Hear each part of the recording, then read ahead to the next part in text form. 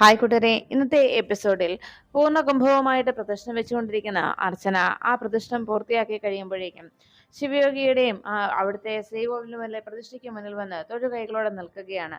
ആ പൂർണ്ണകുംഭവും കയ്യിൽ പിടിച്ചുകൊണ്ട് അർച്ചന നിൽക്കുമ്പോൾ അർച്ചനയ്ക്ക് ആരതി ഒഴിഞ്ഞിട്ട് അർച്ചനയുടെ നെറ്റിയിൽ ചന്ദനം ചേർത്താനായി അവിടേക്ക് ശിവയോഗി ഇറങ്ങിയെത്തി. അദ്ദേഹം പ്രാർത്ഥനയോടെ അർച്ചനയുടെ തിരുനെറ്റിയിൽ കൈ സ്പർശിച്ചുകൊണ്ട് വിരൽ സ്പർശിച്ചുകൊണ്ട് അങ്ങനെ പ്രാർത്ഥിച്ചു നിൽക്കുന്ന അദ്ദേഹത്തിന്റെ മുന്നിലേക്ക് അവിടെ നിൽക്കുന്ന ഗോകുലിന്റെ വൈഫിനെ കാണുവാൻ, ഗോകുൽ സാറിന്റെ വൈഫിനെ കാണുവാനുള്ള ആകാംക്ഷയിൽ സച്ചി വേഗം ആ കാഴ്ച കാണുവാനായി മുന്നിലേക്ക് വന്നു നിന്നു. ശ്രീകോവിലിന് മുന്നിൽ നിൽക്കുന്ന പെൺകുട്ടി കണ്ണുകൾ ഇറുക്കി അടച്ച് ആ സ്വാമിജിക്ക് മുന്നിൽ നിൽക്കുന്ന കണ്ടപ്പോൾ അതാരാണെന്നും താൻ കണ്ടിട്ടില്ലാത്ത ആ വ്യക്തിയെ കാണുവാനായുള്ള ആകാംക്ഷയിൽ വേഗം മുന്നിലേക്ക് വന്ന് നിൽക്കുന്ന സച്ചി പെട്ടെന്ന് ആ പെൺകുട്ടിയെ കണ്ടതും സച്ചി ഞെട്ടി. താൻ ഇത്രയും നാളും അന്വേഷിച്ച് നടന്നിരുന്ന തന്റെ സ്വന്തം അർച്ചനയാണ് ആ മുന്നിൽ നിൽക്കുന്നതെന്ന് കണ്ടപ്പോൾ സച്ചിക്ക് സ്വയം നിയന്ത്രിക്കാൻ കഴിഞ്ഞില്ല. വേഗം തന്നെ സച്ചി അരികിലേക്ക് ഓടി അവിടെ നിന്ന് അർച്ചന എന്ന് ഉറക്കെ വിളിക്കുന്നു. എല്ലാവരും ആകെ ഞെട്ടലിൽ സച്ചി അർച്ചന എന്ന് വിളിച്ചത് കേട്ട് സച്ചിയുടെ അർച്ചന ആരാണെന്നുള്ള ആകാംക്ഷയിൽ, അറിയുവാനുള്ള ആകാംക്ഷയിൽ ആതിരയും ഗോകുലും ഒക്കെ, ആരതിയും ഗോകുലും ഒക്കെ വേഗം മുന്നിലേക്ക് കയറി വരുമ്പോൾ സച്ചി ഓടിച്ചെന്ന് ശിവയോഗിക്ക് മുന്നിൽ നിൽക്കുന്ന അർച്ചനയെ വേഗം തനിക്ക് നേരെ പിടിച്ചു നിർത്തുന്നു. എന്നിട്ട് അർച്ചന മോളെ എന്ന് വിളിച്ചുകൊണ്ട് വേഗം അർച്ചനയെ തന്റെ നെഞ്ചിലേക്ക് ചേർത്ത് പിടിക്കുകയാണ് സച്ചി.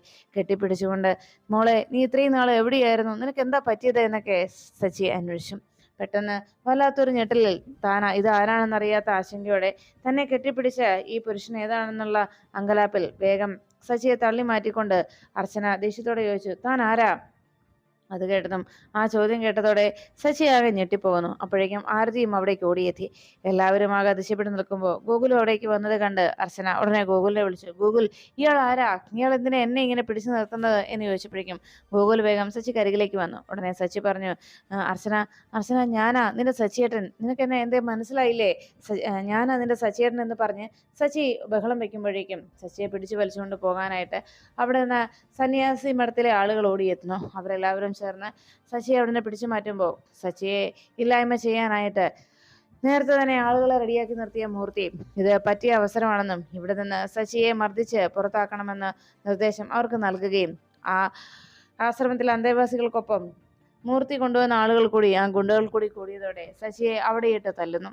സച്ചി നേരെ അവിടുത്തെ ബലിക്കലിൽ ചെന്ന് തലയിടിച്ച് രക്തം വാർന്ന് അവിടെ ബോധം കെട്ട് കിടക്കുന്ന കാഴ്ച കണ്ട് അരികിലേക്ക് ഓടിയെത്തുകയാണ് ആരതി. എല്ലാവരും മാറിക്കുക എന്ന് പറഞ്ഞ് ആരതി സച്ചിയെ അവർ തല്ലാതെ സച്ചിക്ക് ഇടയിൽ കയറി, അവരുടെ ഇടയിൽ കയറി അവരെ തള്ളി മാറ്റി സച്ചിയെ സംരക്ഷിച്ചുകൊണ്ട് ആരതി അങ്ങനെ നിൽക്കുമ്പോൾ സച്ചിയുടെ മുഖത്ത് ആഞ്ഞടിച്ച് അവര് സച്ചിയോട് അവിടുന്ന് പോകാനായിട്ട് പറയുമ്പോൾ അവിടെ നിലത്ത് കിടന്നുകൊണ്ട് സച്ചി അർച്ചന എന്ന് ഉറക്കെ നിലവിളിച്ചു. അപ്പോഴേക്കും ഗോകുലിന്റെ കൈ പിടിച്ച് അർച്ചന ഗോകുലിനോട് പറഞ്ഞു, ഗോകുൽ നമുക്ക് വേഗം പോകാം. അങ്ങനെ പറഞ്ഞുകൊണ്ട് ഗോകുലിനെ വിളിച്ച് അർച്ചന അവിടെ നിന്ന് പോകുമ്പോൾ നിലത്ത് കിടക്കുന്ന സച്ചി അർച്ചന പോവല്ലേ പോവല്ലേ എന്ന് പറഞ്ഞ് നിലത്ത് കിടന്ന് വിലപിച്ചു. അങ്ങനെ ബോധം കെട്ട് സച്ചി അവിടെ വീഴുന്നു.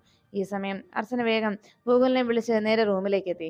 അപ്പോഴേക്കും അവിടേക്ക് ഗൗരിമോളും എത്തിക്കഴിഞ്ഞു. മോള് ഓടി വന്ന് അർച്ചനയെ കെട്ടിപ്പിടിച്ചു. അമ്മയെ എന്ന് വിളിച്ച് കെട്ടിപ്പിടിച്ചതും അമ്മ നമ്മൾ എപ്പോഴാണ് പോകുന്നത് എന്ന് അന്വേഷിച്ചു.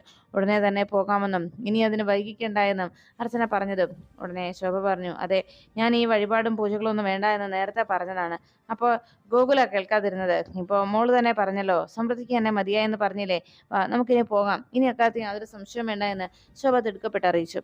ഉടനെ തന്നെ ഗോകുൽ പറഞ്ഞു, ഞാൻ എന്തായാലും സ്വാമിജിയോടൊന്ന് സംസാരിക്കട്ടെ, എന്നിട്ട് പോകാമെന്ന് പറഞ്ഞപ്പോൾ അർച്ചന പറഞ്ഞു, അത് വേണ്ട, നമുക്ക് പോകാം, ഇനി ഒരു സംസാരത്തിന്റെ ആവശ്യമില്ല, വേഗം ബാഗ് പാക്ക് ചെയ്തോ അമ്മയെന്ന് അർച്ചന പറയുമ്പോൾ ഗോകുൽ പറഞ്ഞു, എടോ താൻ അത് കണ്ട് ടെൻഷൻ ആവുമൊന്നും വേണ്ട സച്ചി, അയാള് കുറെ നാളായിട്ട് അയാളുടെ ഭാര്യയും കുഞ്ഞിനെയും നഷ്ടമായിട്ടിരിക്കുക. 10 വർഷക്കാലമായി അവരെ അന്വേഷിച്ച് നടക്കുകയാണ് ആ പാവം. അങ്ങനെ ആ പാവത്തിന്റെ മനസ്സ് ആകെ അസ്വസ്ഥമായിരുന്നു.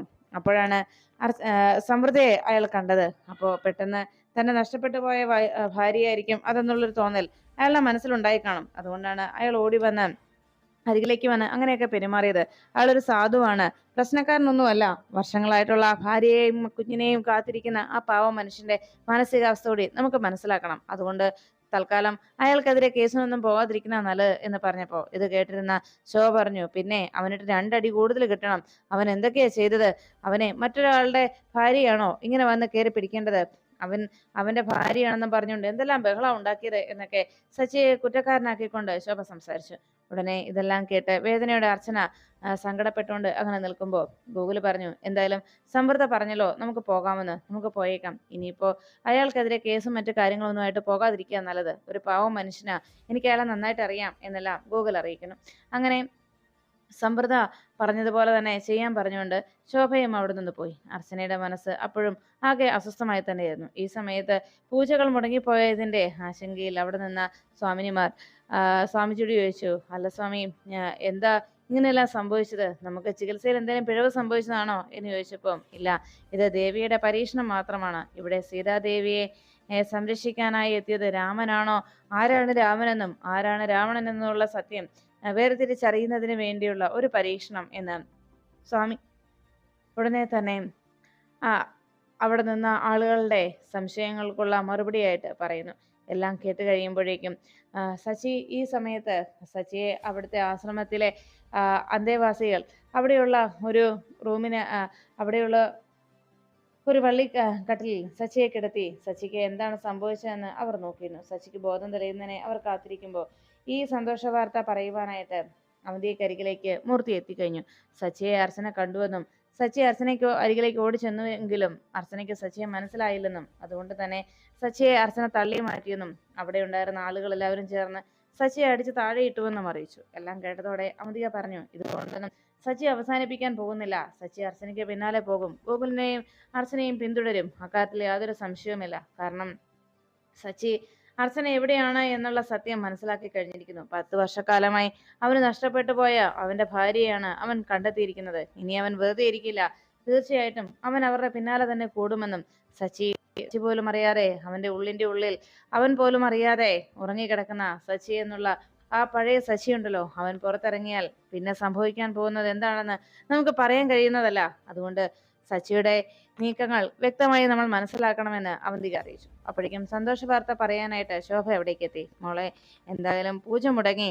അങ്ങനെ സമൃദ്ധയുടെ ഓർമ്മകൾ, നഷ്ടപ്പെട്ടു പോയ ഓർമ്മകൾ മടങ്ങി വന്നില്ല എന്നും അവിടെ വെച്ച് ചില സംഭവങ്ങൾ ഉണ്ടായെങ്കിലും അതിന് വേണ്ടതക്കതായ രീതിയിലുള്ള നടപടികൾ എടുത്തതുകൊണ്ട് ഇപ്പോൾ വേറെ പ്രശ്നമൊന്നും ഇല്ലെന്നും ഉടനെ തന്നെ ഈ ആശ്രമത്തിൽ നിന്ന് പോകാനാണ് സമൃദ്ധയുടെ തീരുമാനമെന്നും അറിയിച്ചു. എല്ലാം കേട്ടതോടെ അവന്തിക വലിയ സന്തോഷത്തിലായി. എന്തായാലും ഇനി സച്ചിയെ വെറുതെ വിടരുത്. എത്രയും വേഗം അവന്റെ കഥ കഴിക്കണം. അവനല്ല എങ്കിൽ അർച്ചനയുടെ പിന്നാലെ അവൻ പോകും. ഇനി അവന്റെ ജീവൻ എത്രയും പെട്ടെന്ന് കൊയ്തെടുക്കുക, അതാണ് വേണ്ടത്. ഈ ഒരു അവസരം ഇനി പാഴാക്കിക്കൂടാ. ഉടനെ തന്നെ അവന്റെ കാര്യത്തിൽ ഒരു തീരുമാനം ഉണ്ടാക്കണമെന്ന് അവന്തിക മൂർത്തിയോട് അറിയിച്ചു. അങ്ങനെ തന്നെ ചെയ്യാമെന്ന് മൂർത്തി ഉറപ്പു നൽകി. അങ്ങനെ അർച്ചനയും ഗോകുലും ഗൗരിമോളും എല്ലാവരും വേഗം വേഷം മാറി അവിടുന്ന് പോകാനായി റെഡിയാകുമ്പോൾ അബോധാവസ്ഥയിലായിരുന്ന സച്ചി ബോധം തെളിഞ്ഞു വരുമ്പോൾ അർച്ചനയെ കണ്ടത് മാറ്റിയിട്ടുള്ള നിമിഷങ്ങളാണ് സച്ചിയുടെ മനസ്സിലേക്ക് ഓടിയെത്തിയത്. സച്ചി ഉടനെ ബോധം തെളിഞ്ഞു വന്ന് അർച്ചന എന്ന് ഉറക്കം നിലവിളിച്ചു. വേഗം കണ്ണു തുറന്ന സച്ചി അർച്ചന എന്ന് വിളിച്ച് എനിക്ക് അർച്ചനയെ കാണുമെന്ന് പറഞ്ഞുകൊണ്ട് സച്ചി അവിടെ നിന്ന് എഴുന്നേറ്റ് ഓടാൻ തുടങ്ങുമ്പോഴേക്കും ആരതി സച്ചിയെ പിടിച്ചു നിർത്തുന്നു. ഏയ് സച്ചി, എന്താ ഈ ചെയ്യുന്നത്? സച്ചി ഇവിടെ ഇരിക്കേ എന്ന് പറഞ്ഞ് ആരതി സച്ചിയെ പിടിച്ചു നിർത്താൻ ശ്രമിക്കുമ്പോൾ അവിടെ നിൽക്കാൻ കൂട്ടാക്കാതെ സച്ചി ആരതിയോട് പറഞ്ഞു, വക്കീലെ, ഇത്രയും വർഷമായി ഞാൻ കാത്തിരുന്ന എന്റെ അർച്ചനയെ ഞാൻ കണ്ടെത്തി. അത് എന്റെ അർച്ചനയാ. എനിക്ക് എൻ്റെ ഭാര്യ നഷ്ടപ്പെടുത്താനാവില്ല. ഞാൻ താലി കെട്ടിയ എൻ്റെ ഭാര്യയാണത് എന്ന് പറഞ്ഞ് സച്ചി വേഗം അർച്ചന അന്വേഷിച്ച് ഓടിപ്പോകുമ്പോഴേക്കും ഗോകുലും കുടുംബവും അവിടെ നിന്ന് പോകാൻ റെഡിയായി ബാഗെല്ലാം പാക്ക് ചെയ്ത് വേഗം വണ്ടിക്കരികിലേക്ക് എത്തി. എന്നിട്ട് വണ്ടിയിലേക്ക് ബാഗുകൾ എടുത്തു വെച്ച് അർച്ചന വേഗം തന്നെ കാറിലേക്ക് കയറിയിരുന്നു. ശോഭയും ഗൗരിമോളും വേഗം വണ്ടിയിലേക്ക് കയറിയതും ഗോകുൽ വണ്ടി സ്റ്റാർട്ട് ചെയ്യുമ്പോഴാണ് പിന്നാലെ സച്ചി അവിടേക്ക് എത്തുന്നത്. ഏയ് പോകല്ലേ അർച്ചന എന്ന് പറഞ്ഞ് പിന്നാലെ ഓടി വരുന്ന സച്ചി. അപ്പോഴേക്കും ഗോകുൽ വണ്ടി സ്റ്റാർട്ട് ചെയ്ത് അവിടുന്ന് പോയി കഴിഞ്ഞിരുന്നു. വേഗം തന്നെ സച്ചി തന്റെ വണ്ടിയും എടുത്ത് ആ വണ്ടിയെ ചേസ് ചെയ്ത് പിന്നാലെ പോകുന്നു. കുറച്ചു ദൂരം പിന്നിട്ടപ്പോൾ വണ്ടിക്ക് തൊട്ടൊപ്പം തന്നെ സച്ചിയുടെ വണ്ടിയും വരികയും ഗോകുലിന്റെയും സച്ചിയുടെയും വണ്ടി ഒപ്പത്തിനൊപ്പം മുന്നോട്ട് നീങ്ങി. സച്ചി കാറിൽ നിന്നുകൊണ്ട് വണ്ടി നിർത്തുക എന്ന് ബഹളം വയ്ക്കുമ്പോൾ മുൻസീറ്റിലിരിക്കുന്ന അർച്ചന വല്ലാതെ ഭയക്കുന്നു. തന്നെ ആരോ പിടിച്ചുകൊണ്ട് പോകാനായി പിന്തുടർന്ന് വരുന്നത് പോലെയുള്ള ഭയം അർച്ചനയുടെ മനസ്സിനെ അലട്ടി. എന്നാൽ സത്യങ്ങൾ തിരിച്ചറിയാതെ അർച്ചന ഭയന്നിരിക്കുമ്പോൾ യഥാർത്ഥത്തിൽ സച്ചിയുടെ ഭാര്യയാണ് അർച്ചന എന്നുള്ള സത്യം ഉൾക്കൊള്ളാനോ അത് സത്യമാണെന്ന് അംഗീകരിക്കാനോ കഴിയാതെ വ്യക്തമായ തെളിവുകളൊന്നും ഇല്ലാത്തത് കൊണ്ട് തന്നെ ചിലപ്പോൾ സച്ചിക്ക് ഒരു തെറ്റിദ്ധാരണയോ അല്ലെങ്കിൽ എന്തെങ്കിലും മതിഭ്രമമോ സംഭവിച്ചതായിരിക്കുമെന്നും ആ ആശ്രമത്തിന്റെ അന്തരീക്ഷത്തിൽ അദ്ദേഹത്തിന് തന്റെ ഭാര്യയാണ് ഈ മുന്നിൽ നിൽക്കുന്ന സമൃദ്ധി എന്നൊരു തോന്നൽ ഉണ്ടായി പോയതാകാം എന്നൊരു തെറ്റിദ്ധാരണ ഗോകുലിന്റെ മനസ്സിനെയും അലട്ടി. അതുകൊണ്ട് സച്ചിയുടെ ഈ ഒരു തിരിച്ചറിവിൽ സച്ചി പറയുന്നതിന്റെ സത്യാവസ്ഥ എന്താന്ന് തിരിച്ചറിയാൻ പോലും ശ്രമിക്കാതെ സമൃദ്ധിക്ക് ഓർമ്മ തിരിച്ചു കിട്ടാത്തതിന്റെ ആ സന്തോഷത്തിലും, എന്നാൽ സച്ചിയെ സമൃദ്ധ തന്റെ ഭർത്താവല്ല എന്ന് പറഞ്ഞ് തള്ളി മാറ്റിയതോടെ സച്ചിയുമായിട്ട് സമൃദ്ധിക്ക് യാതൊരു ബന്ധവുമില്ല എന്ന് വിശ്വസിച്ചുകൊണ്ട് ഗോകുല് സച്ചിയുടെ മുന്നിലേക്ക് അർച്ചനയെ എത്തിക്കാതെ അർച്ചന ആവശ്യപ്പെട്ടതിന് പ്രകാരം ഗോകുൽ വേഗം തന്നെ കാർ ഡ്രൈവ് ചെയ്ത് സച്ചിയുടെ കാറിനെ അവഗണിച്ചുകൊണ്ട് വേഗത്തിൽ കാറിൽ അർച്ചനയും കൊണ്ട് ഗോകുൽ പാഞ്ഞു പോകുന്നു.